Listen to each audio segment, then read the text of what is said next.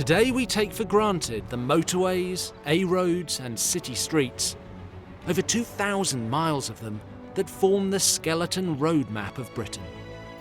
And all because of the Romans, with their ingenuity and dogged determination to conquer everything in their path. I'm Dan Jones, and I'm going to retrace the story of our Roman past along 6 of their most iconic roads. Each road tells the story of our Roman legacy and its rich history. From their very first road across Kent, which powered their invasion, to the vital routes which helped them conquer most of Britain, before being beaten into retreat by the Scots. In nearly 400 years of occupation, the Romans changed Britain forever by bringing their armies, ideas, buildings, and religion. But the Romans couldn't have done any of it without one thing: their roads.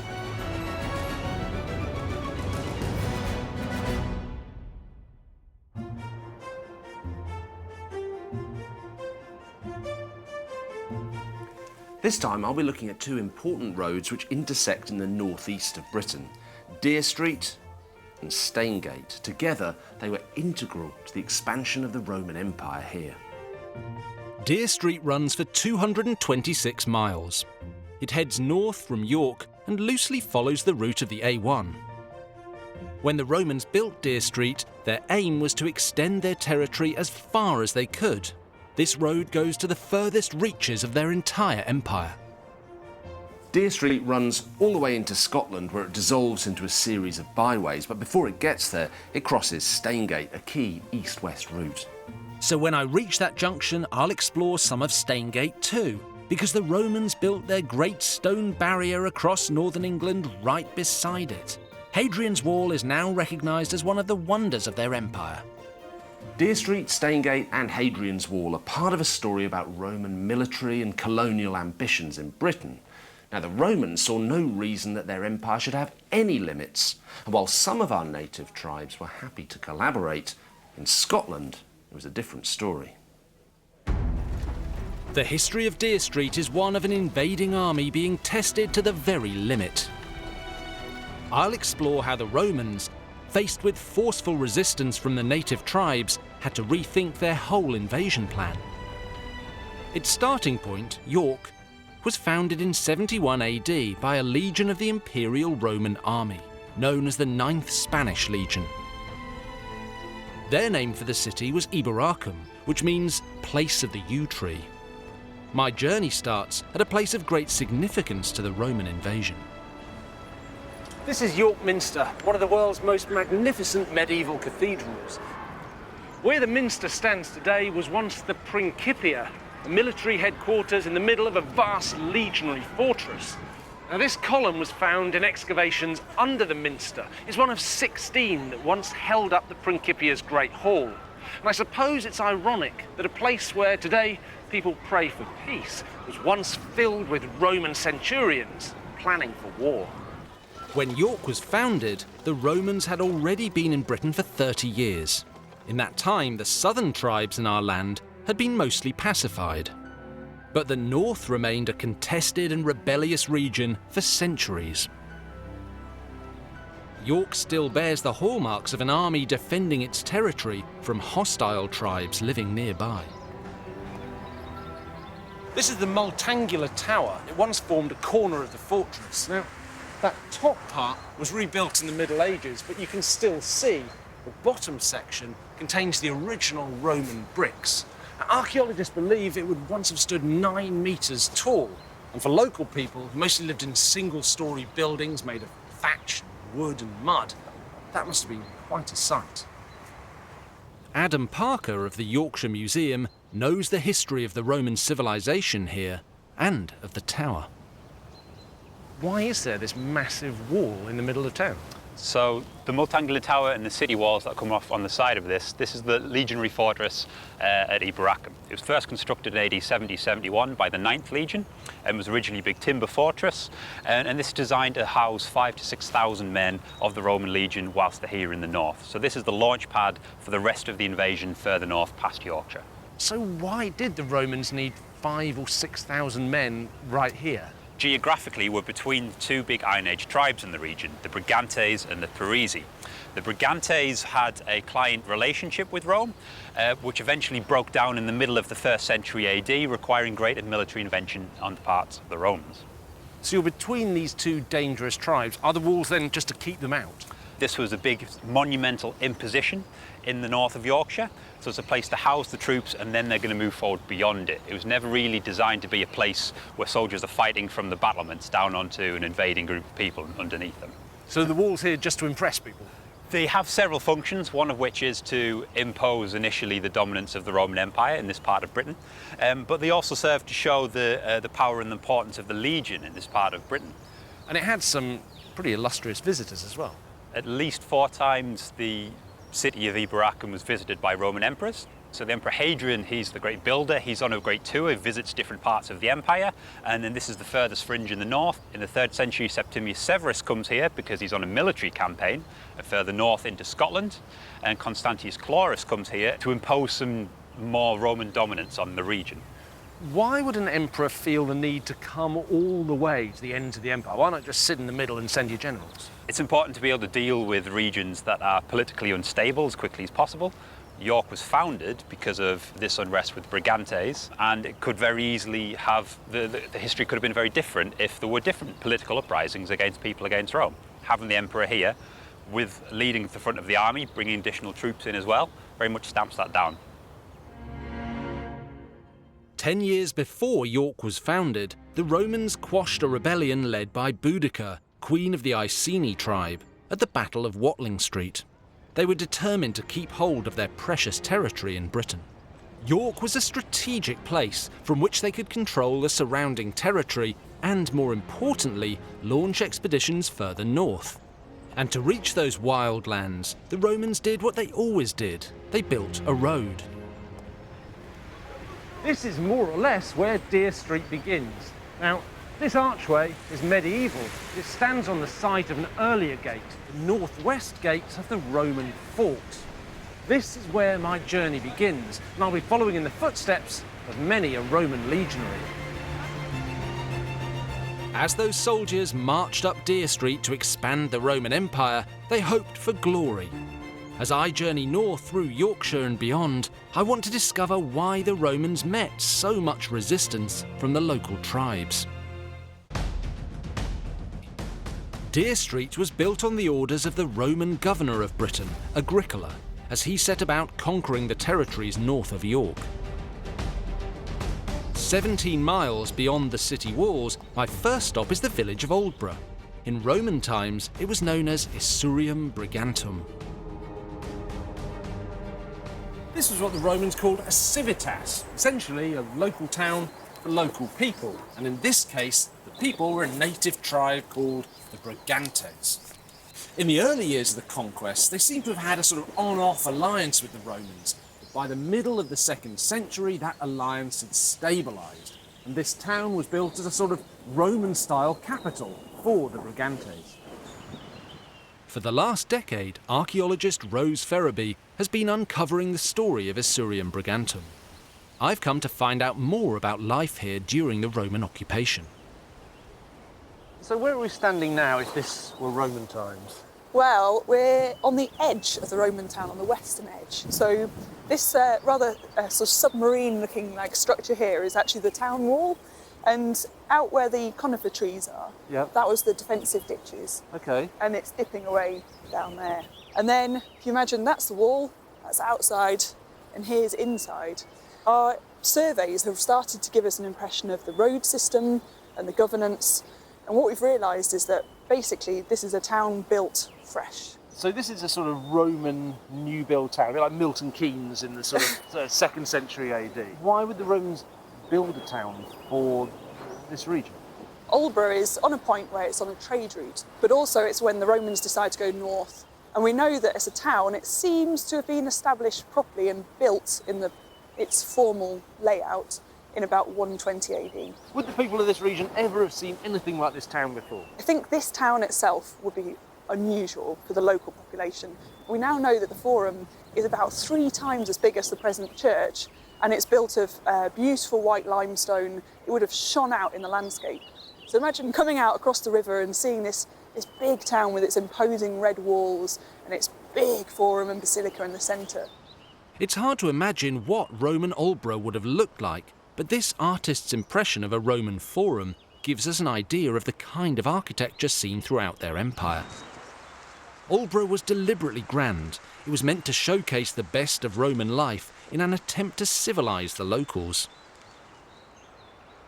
Evidence of their lavish lifestyle was uncovered in the 19th century. Wow, that's incredible. I mean, I don't think I expected to see a mosaic out in the middle of, a village in Yorkshire. What's the story? So what we've got here is a lion sitting underneath a palm tree, and all that's really left of him, you can see his tail and sort of his crossed paws at the front. Yeah. So the story is that someone was burying a dead calf in here, and they dug a hole, and that's when they came across the mosaic. So actually, quite a bit of the lion is missing because of that. But we can see the general outline of it sitting under his tree. And what this is telling us is that the residents of Aldborough, far from being at the far-flung edge of the empire, shivering in the cold, were well off. They were part of a sort of wider Roman culture. And they were doing things like bathing. They had underfloor heating. Well, the best rule in the world, I don't think anyone in Yorkshire, particularly in Roman times, had ever seen a lion sitting under a palm tree. So this is probably giving us a sense of real cultural interchange within the Roman world. Exactly, and not just that, but the fact that there are very talented craftspeople coming through as well. The image of the lion may have come, that the craftsmen brought the image with them, but also there's the small chance that they may have seen lions in the amphitheatre which Aldborough has. And the fact that Aldborough has an amphitheatre is another indication of just how kind of well off its residents were. That's amazing, and what a picture this gives us of this town 15, 16, 1700 years ago, as somewhere that was, in its way, I guess, like a mini Rome. An amphitheatre with lions and gladiators, similar to these ruins, it shows how important the town was. The Romans were able to build it here because the queen of the local Brigantes tribe had agreed to their governance. She was called Cartimandua. According to the Roman writer Tacitus, Cartimandua had an affair with a Roman soldier, was kidnapped by her jealous husband, and eventually had to be rescued by the Romans. Despite becoming a sort of client state, it seems that the Brigantes continued to revolt against Rome for more than a century. Now, it's hard to know exactly what lay behind the fighting, but seeing as the Brigantes controlled a vast amount of territory stretching from Derbyshire to Northumberland, it's unlikely that everyone within that was signed up to Project Rome. Like most native tribes in Britain, the Brigantes left no written records. Most of what we know about them was documented by the Romans, so the information is one-sided. Whatever the cause of the fighting, the Roman army was kept busy here well into the 2nd century. Forts were built along Deer Street to try to quell dissent. As I continue my journey through North Yorkshire, it's obvious that geographical and physical obstacles presented no issues for the Roman engineers who built this road. This is Pierce Bridge near Darlington, where Deer Street crosses the River Tees. Now, before Roman times, there would have been a ford across this river, but using it would have meant diverting the road, and that was simply not the Roman way. The Roman way was to build a bridge. In fact, they built two. The first was made of wood, crossing the river roughly where the George Hotel now stands. The second bridge, dating from the 3rd century AD, was built of sturdier materials. These stones are all that's left of the Roman bridge that once crossed the River Tees here. Now, in its prime, it was 123 metres long, held up by a series of stone piers. It may have looked something like this artist's impression of a similar bridge in Kent. Where's the river gone? Well, over the years, erosion has gradually moved it that way to the north, leaving this bridge stranded on dry land. Now, in Roman times, such a valuable piece of engineering would never be left undefended, so the Romans also built a fort here, staffed with hundreds of soldiers, one of their tasks being to maintain the bridge. That's a lot of effort to go to just to avoid a bend in the road. Further north along Deer Street, the modern A1 heads off towards the coast. It's the A68 which now follows the Roman route deep into Northumberland and towards the Scottish border. At the town of Corbridge, I find the junction where Deer Street, running north to south, intersects with that other important Roman road, the Staingate, which linked the east and west coasts. As so often happened, where the two roads met, the Romans built a fort to control the crossroads. Over time, the fort grew into a town.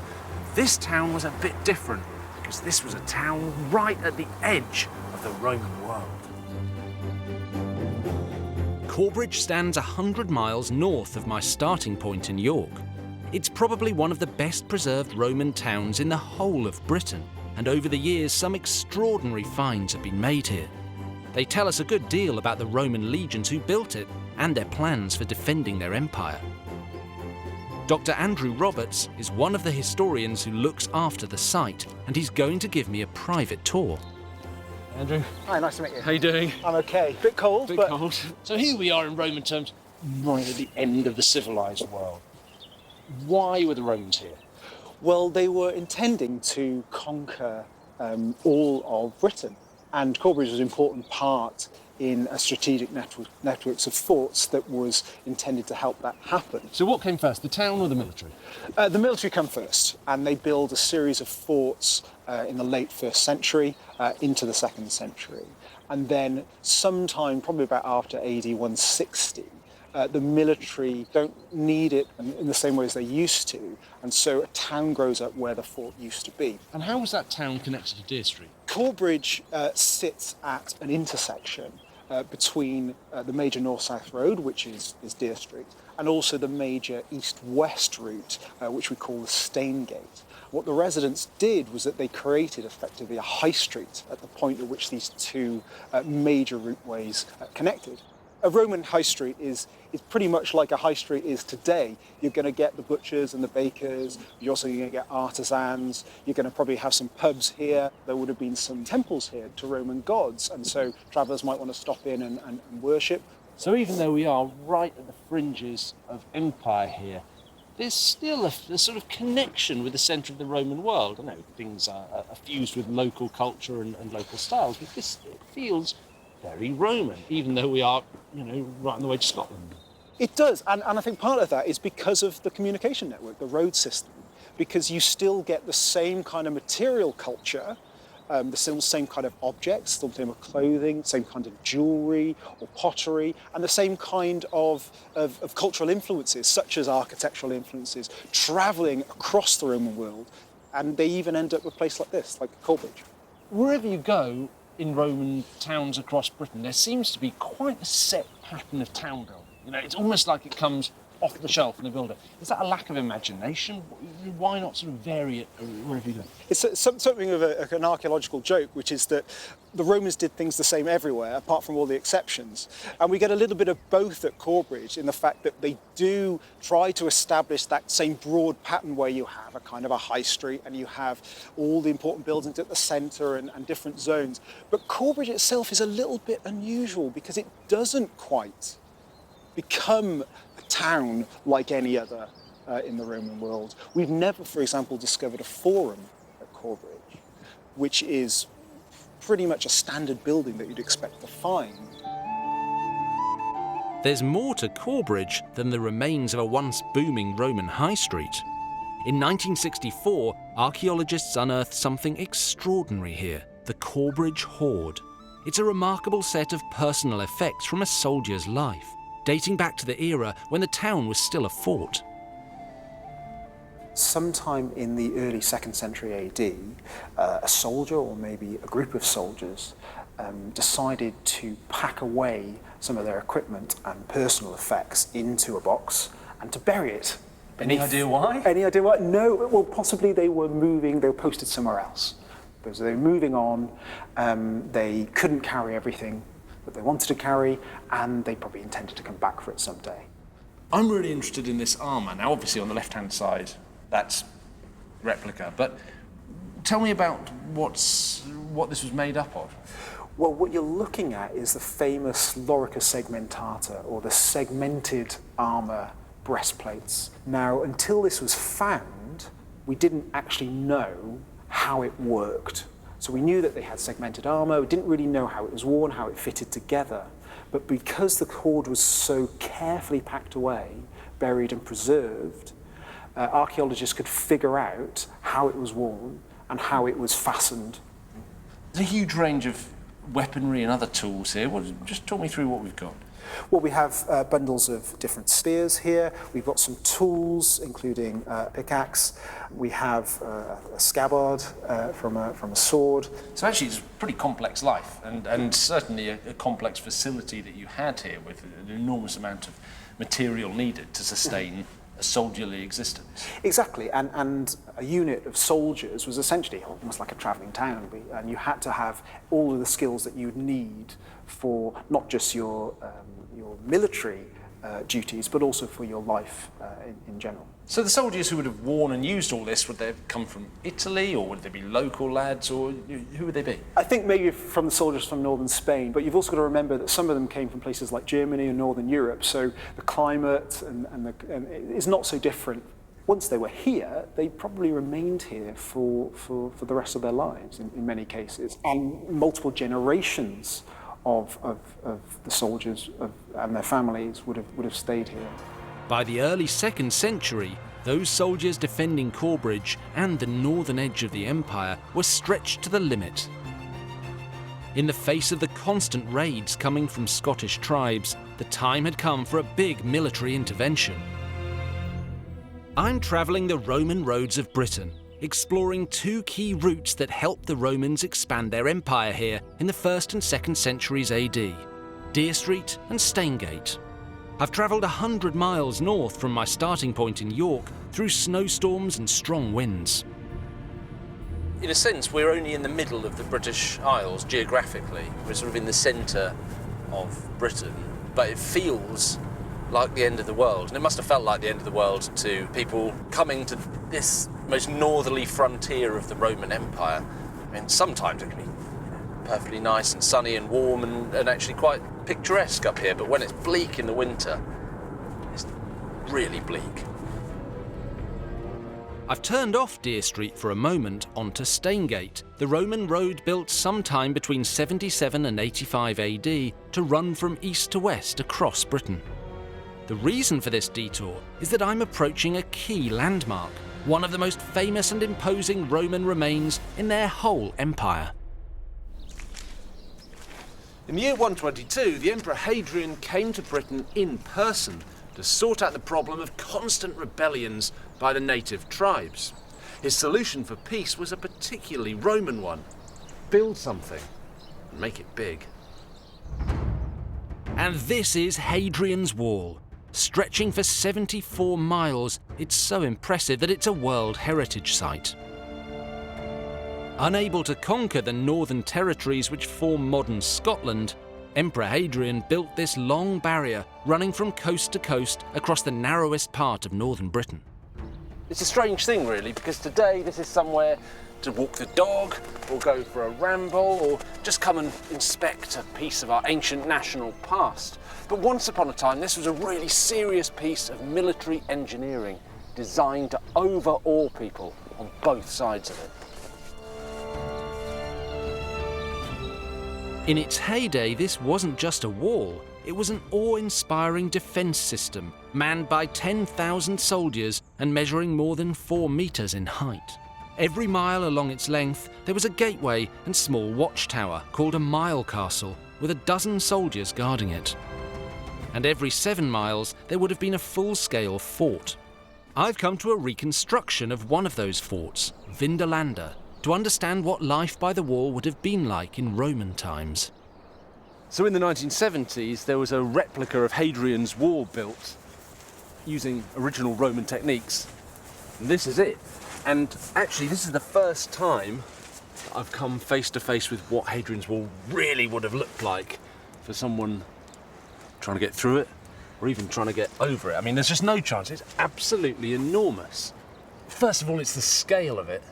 And then it's the sense that if you had only ever seen single-storey buildings made of timber, thatch, mud, basically. And then suddenly, this foreign power, this invading colonial force comes through using techniques and materials you've never seen before, and just cuts a swathe through the landscape from coast to coast. It must have been absolutely astonishing. You stand here and even though this is a replica, you get the sense that Hadrian's Wall wouldn't just have been intimidating, it would actually have been terrifying. Dr. Andrew Burley runs the trust which looks after the fort today. He's agreed to reveal some of the secrets of the wall. This really gives us a sense of what life on the wall would have been like. Yeah, it gives us a sense of scale, which is so hard to see on the ground when you just see a little mound or an inverted monument or just a few feet high.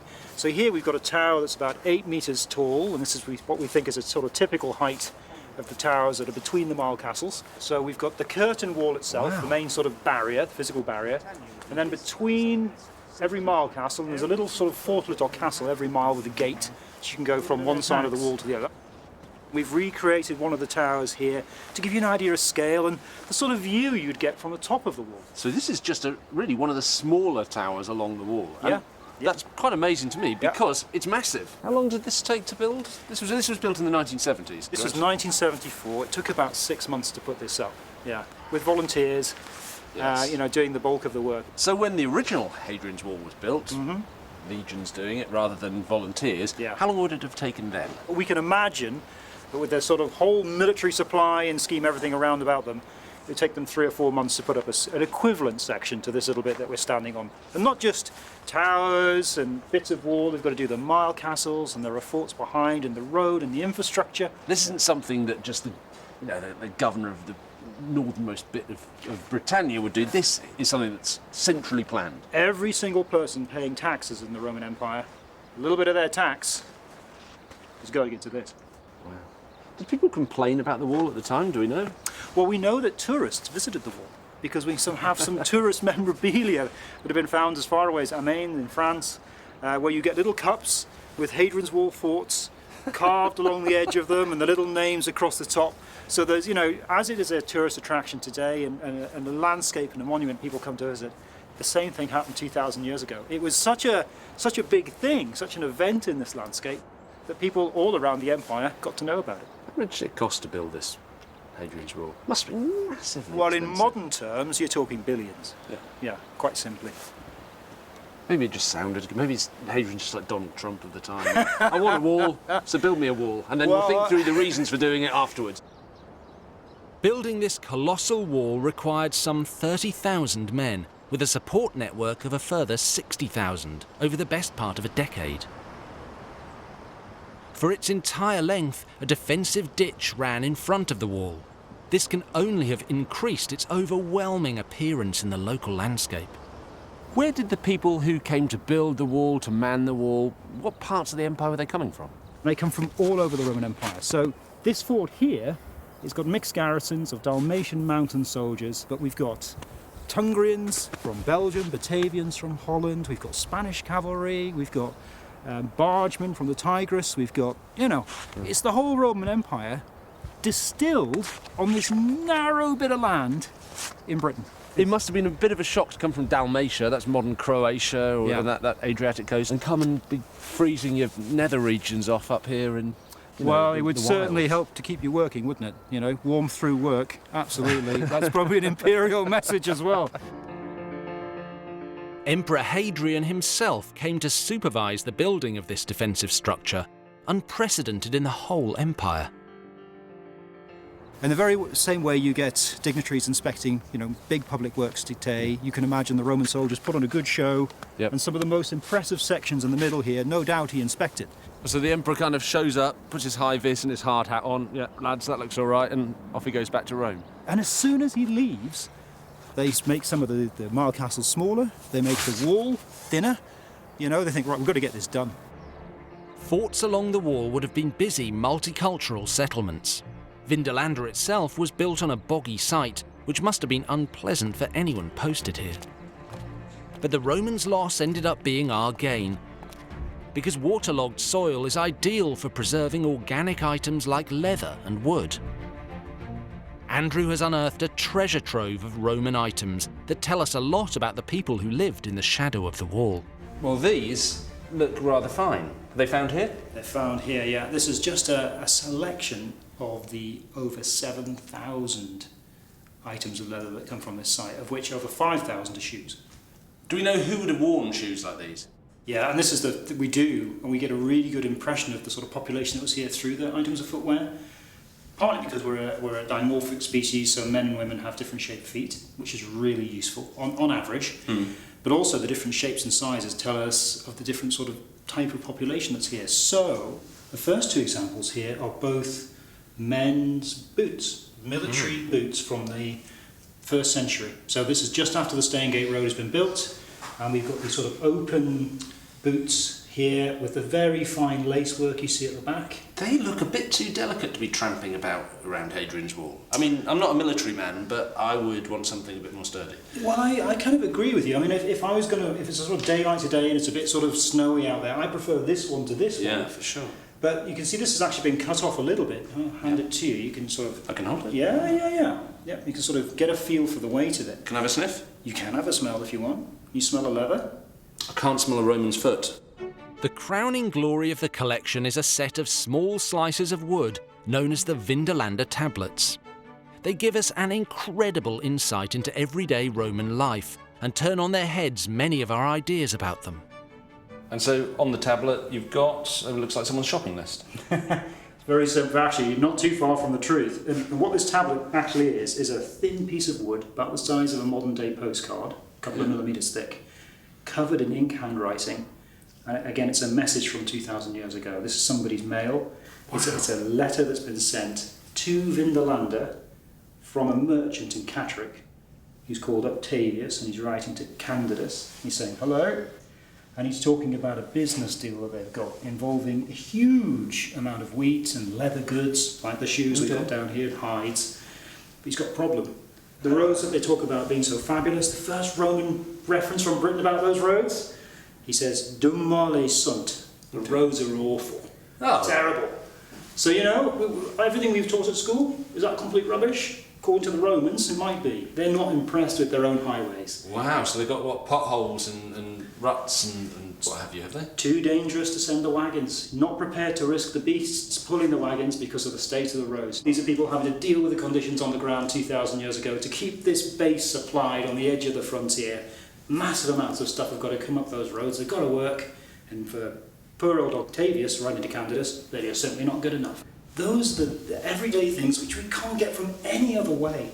So to travel back 2,000 years into Britain, where we have so little, recorded history from Roman authors, to get the people on the ground, the everyday person telling us what life was like, that's priceless.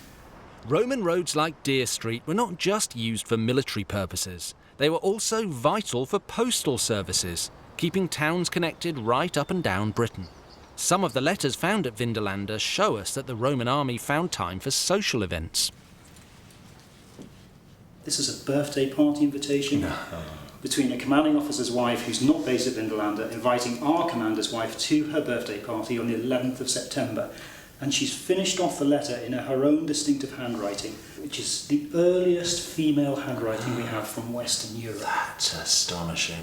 So, That's amazing. If we think of history as being the written word, this sort of stuff is stunning. We're learning the sort of stuff which we couldn't get in any other way.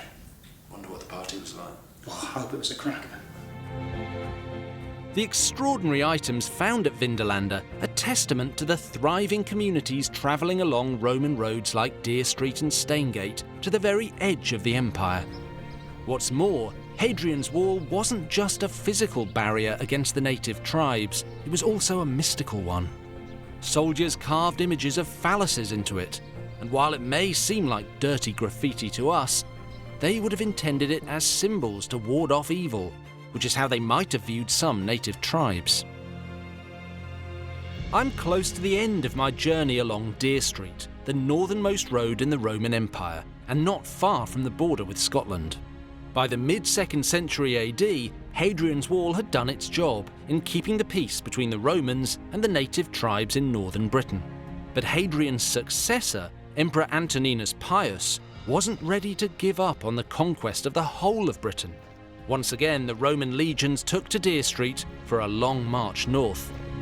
When Hadrian's Wall was built, I mean, maybe this was supposed to be the end of the empire, but actually, within a generation, under Antoninus Pius, they're pushing up further again into what we now call Scotland, and trying to build another wall even further north.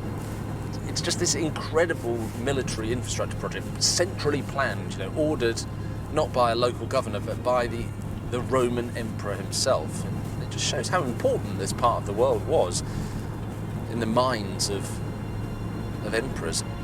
Going beyond Hadrian's Wall takes me through the beautiful and rugged territory of Northumberland and across the border into Scotland. From Darlington to Melrose in the Borders, Deer Street gradually reduces in size. Having been the A1, it turns into the A68 and then a series of unpaved trackways. The lowlands of Scotland were never really part of the Roman Empire, but even here, Deer Street runs as straight and as true as anywhere. Even in the middle of hostile enemy country, the legions stuck to their task. You kind of got to admire them. The Romans called this region Caledonia, and they wanted it to be their own. In Scotland, Deer Street never outgrew its original purpose, which was as a line of communication for the army. So all the key Roman sites north of the border, like this one at Tremontium, relate to the military.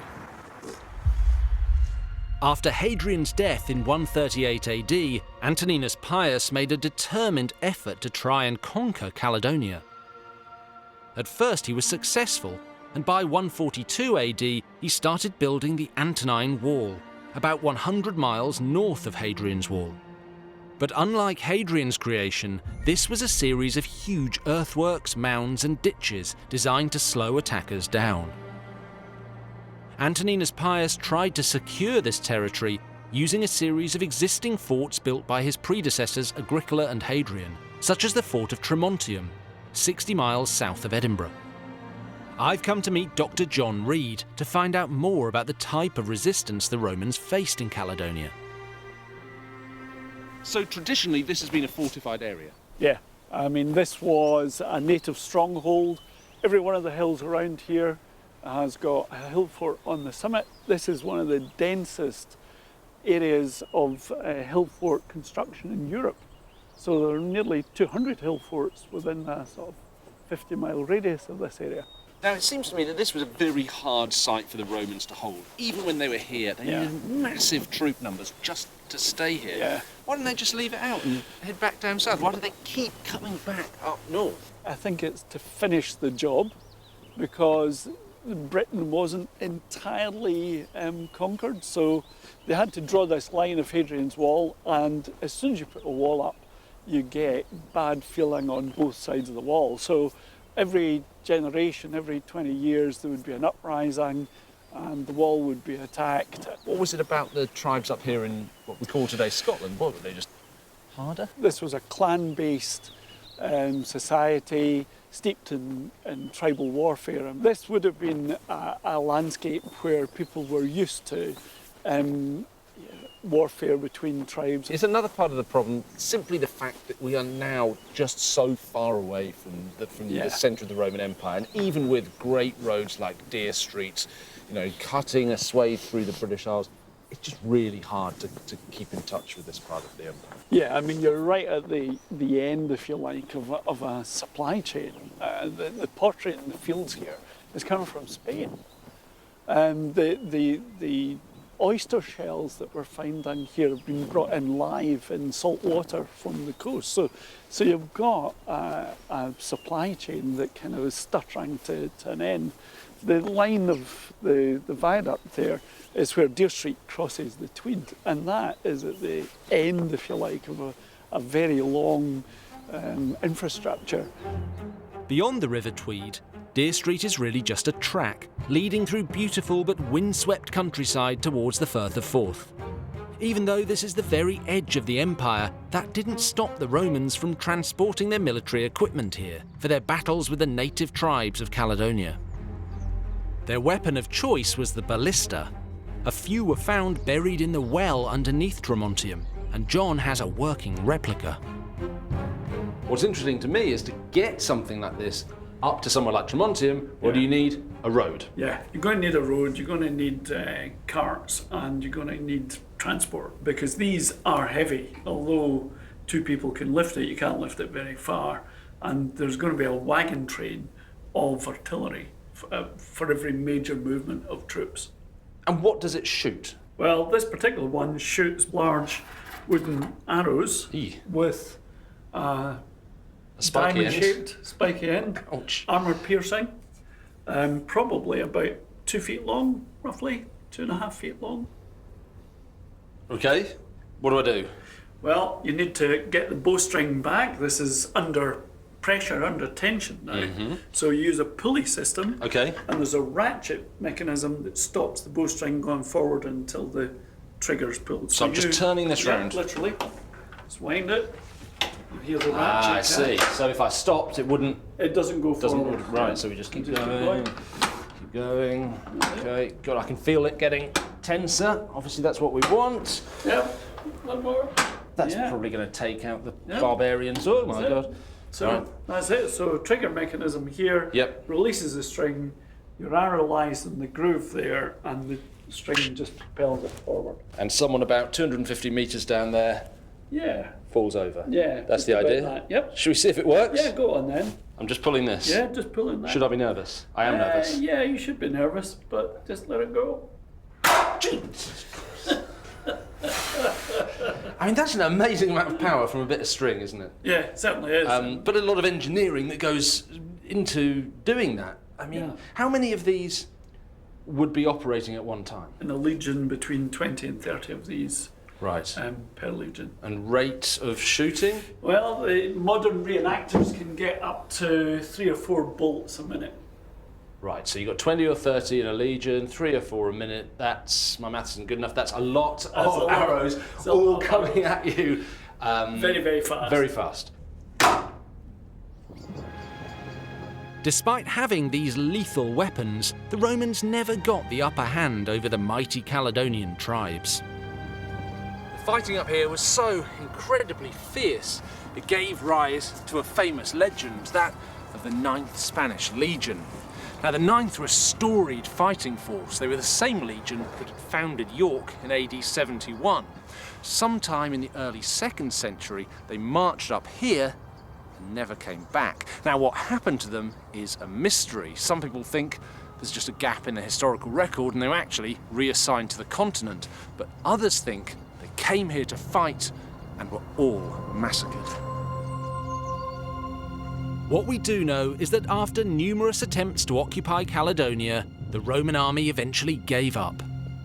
Only 8 years after completion, the Antonine Wall was abandoned in 162 AD. The Romans fell back to Hadrian's Wall, reinforcing it as a strong border. It still makes a vivid impression today. Back in the days of Julius Caesar, before the legions arrived here, many Romans expected that they'd be able to keep on conquering new territory forever. They even had a phrase for it, Imperium sine fine, empire without end. But it turns out the empire did have a limit. This was it.